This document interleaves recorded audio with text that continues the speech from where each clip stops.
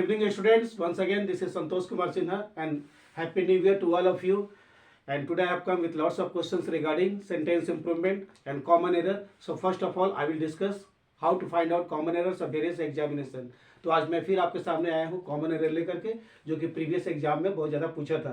तो चलिए हम देखते हैं कि क्वेश्चन क्या है और इसे फटाफट कैसे सॉल्व करते हैं। और आप जानते हैं कि किसी भी कंपटीशन में कॉमन एरर तो बहुत ज़्यादा इंपॉर्टेंट है, इससे क्वेश्चन आता ही आता है। तो आपको कॉमन एरर पर बहुत ज़्यादा फोकस करना है और उसे फटाफट सॉल्व करना है। और आज का जो कॉमन एरर है ना, पूरा मिक्सअप है, पूरा एकदम मतलब पूरा पार्ट्स ऑफ स्पीच से मिक्सअप है। कुछ नाउन है, कुछ नाउन का नंबर्स है, कुछ एडवर्ब्स है, कुछ एडजेक्टिव्स है, मतलब सब मिला के है। और जितना भी क्वेश्चन है ना प्रीवियस ईयर्स बैंक पीओ का है, यानी कि कुछ 2008 का है, 2010 का है, इस तरह से क्वेश्चन है। मतलब कॉमन एरर आज का जो भी है पूरा मिक्सअप है, पूरा पार्ट्स ऑफ स्पीच से रिलेटेड है। तो चलिए देखते हैं। And welcome to my channel that is called Gyan Guru English. चलिए देखते हैं कि हमारा आज का कॉमन एरर का पहला क्वेश्चन क्या है।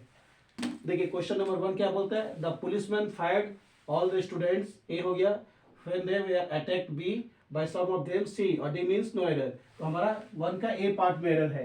फायर के बाद एट का प्रयोग किया जाता है, यानी कि पुलिसमैन ने सारे बच्चों पर फायर किया था जब वो लोग अटैक हो गए थे कुछ उनके द्वारा। So the correct answer would be like this, the policeman fired at all the students when they were attacked by some of them. So the answer is at A, there must be fired eight.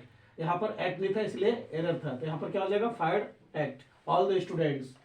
Now let's see question number 2, although the patient was rude, हालांकि patient बहुत ज्यादा rude था, नटखट था, with the nurse, nurse के साथ में, he behaved nice with the doctors, और वो डॉक्टर के साथ में बहुत अच्छा बिहेव किया था। तो यहाँ पर हमारा सी पार्ट में एरर है। यहाँ पर नाइस के बदले क्या हो जाएगा, नाइसली, यानी कि एडवर्ब से हमारा एरर था, ऐसे हो जाएगा। Although the patient was rude with the nurse, he behaved nicely with the doctors. हालांकि पेशेंट जो था ना नर्स से रूड था, मतलब बहुत खराब व्यवहार किया था, लेकिन जितने भी डॉक्टर से उन सारे डॉक्टर से पेशेंट का बहुत अच्छा बिहेवियर था। So there would be nicely in place of nice. यहाँ पर नाइस होके नाइसली हो जाएगा। नाइसली, नाइस क्या है, एडजेक्टिव, और एडजेक्टिव से हम लोग एल वाई लगा के एडवर्ब बनाते हैं। Once again, although the patient was rude with the nurse, he behaved nicely with the doctors. So the answer is at C, there must not be nice, there must be nicely.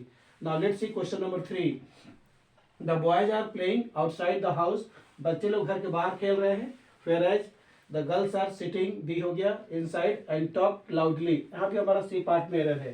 तो question का sense क्या बोलता है कि सारे बच्चे या बच्चे लोग घर के बाहर में खेल रहे हैं, जबकि लड़कियां घर के अंदर में हैं और वो लोग बहुत जोर से बातें कर रही हैं। तो टॉक में होकर के यहाँ पर टॉकिंग हो जाएगा, और जोर से बातें कर रही हैं, talking. So the answer is at C, there must not be talk, there must be talking loudly. Once again, let us see question number 3. The boys are playing outside the house, whereas the girls are sitting inside and talking loudly. यहाँ पर talk के बदले talking हो जाएगा। तो देखते हैं कि हमारा तीसरा क्वेश्चन आज का क्या बोलता है, चौथा क्वेश्चन क्या बोलता है। चलिए देखते हैं कि हमारा अगला क्वेश्चन कॉमन एरर से क्या बोलता है और उसका करेक्ट आंसर क्या होगा। So let's see question number 4। देखिए क्या बोलता है, unless you do not a lend a helping hand, B I cannot complete the project on time, C, और D means no error। तो हमारा फर्स्ट पार्ट में एरर है, क्योंकि अपने आप में अनलेस जो होता है ये अपने आप में नेगेटिव होता है, इसलिए अनलेस के साथ में नॉट या डू नॉट का यूज नहीं होता है। तो ऐसे इसका आंसर होगा, unless you lend A helping hand I can not complete the project on time, यानी कि जब तक आप मुझे हेल्प नहीं करेंगे मैं इस प्रोजेक्ट को टाइम पर खत्म नहीं कर सकता हूँ। तो इतना जान लीजिएगा कि अनलेस अपने आप में नेगेटिव है, इसके साथ डू नॉट या डज नॉट का प्रयोग या डिड नॉट का प्रयोग नहीं होता है। तो ऐसे होगा, अनलेस यू डू, यहां से यह हट जाएगा, unless you lend A helping hand, unless you lend A helping hand I can not complete the project on time. Unless के बाद में आप नॉट और कैन नॉट का प्रयोग कर सकते हैं, लेकिन अनलेस के पहले और अनलेस के साथ आप नॉट और डू नॉट का प्रयोग नहीं करेंगे, क्योंकि अपने आप में नेगेटिव है। Unless you lend A helping hand I can not complete the project on time, जब तक आप मुझे हेल्प नहीं करेंगे मैं इस प्रोजेक्ट को टाइम पर कंप्लीट नहीं कर सकता हूँ। और अनलेस अपने आप में नेगेटिव है, इसके साथ में हम लोग डू नॉट या डज नॉट या डिड नॉट का प्रयोग नहीं करते हैं। Now let's see question number 5। फिर अनलेस आ गया, unless our country is, A हो गया, not military strong, our freedom will not be secure at any cost, यानी कि बोलता है जब तक हमारा कंट्री मिलिट्री पावर से स्ट्रांग नहीं होगा तब तक हम लोग का जो सिक्योरिटी है ना वो स्ट्रांग नहीं होगा। हमारा फ्रीडम जो है ना, our freedom will not be secure at any cost. तो इसमें देखिए unless our country is not military strong, तो यहाँ बी पार्ट में एरर है। यहाँ से क्या हो जाएगा, unless our country is military strong, unless our country is military strong our freedom will not be secure at any cost. तो अनलेस के बाद में आप नॉट या नॉट का डू नॉट का प्रयोग कर सकते हैं, लेकिन ऐसा नहीं होगा। Unless our country is not, फिर नहीं होगा, एरर हो जाएगा।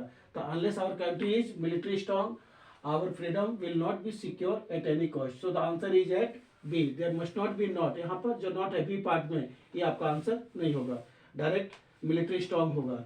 Now let's move to question number 6।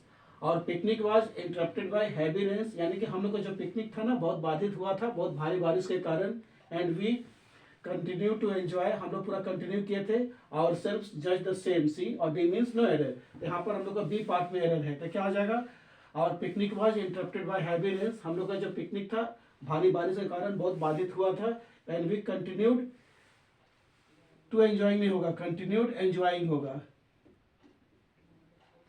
Continued enjoying our self just the same, यानी कि भारी बारिश होने के बावजूद हम लोग पूरा एकदम एंजॉय किए, ऐसे हो जाएगा। Our picnic was interrupted by heavy rains and we continued enjoying our self just the same, यानी कि भारी बारिश का कोई हम लोग ऊपर में असर नहीं पड़ा।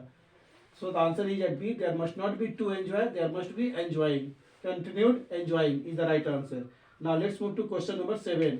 Apart from the dance programme, यानी कि डांस प्रोग्राम से हट करके, मतलब डांस प्रोग्राम तो होगा ही और वहाँ बहुत सारा ट्रेनिंग प्रोग्राम भी स्कूल में चलेगा। There will be training sessions for students from various schools in the city. One second, let us see what is the question. Apart from the dance program, A, there will be training sessions. B, for students from various schools in the city. And D means no error. The answer is at D. The answer is absolutely correct. There is no error at all. Now let's see what is our question number 8, 9 and 10. चलिए देखते हैं कि हमारा अगला question common error से क्या क्या बोलता है और उसका फटाफट आंसर क्या होगा। Let's see question number 8. The cost of living, A, has increased so much, B, that he finds it difficult to make each end meet. C और D means no error. इसका करेक्ट आंसर होगा C part में। तो क्या होगा, The cost of living has increased so much that he finds it difficult to make each end meet की जगह both ends meet, each end को हटा करके both ends meet हो जाएगा। यानी कि ये फ्रेज है बोथ हैंड्स मीट, यानी कि रहने का जो कंडीशन है, कॉस्ट है, इतना बढ़ गया है कि उसको बहुत ज़्यादा डिफिकल्टी होता है, मतलब कैसे वहाँ पर सर्वाइव करे। So the correct answer is the cost of living has increase so much that he finds it difficult to make both ends meet. Both ends meet is the correct answer. The answer is at C. There must not be each end meet, there must be both ends meet. Now question number second last means 9.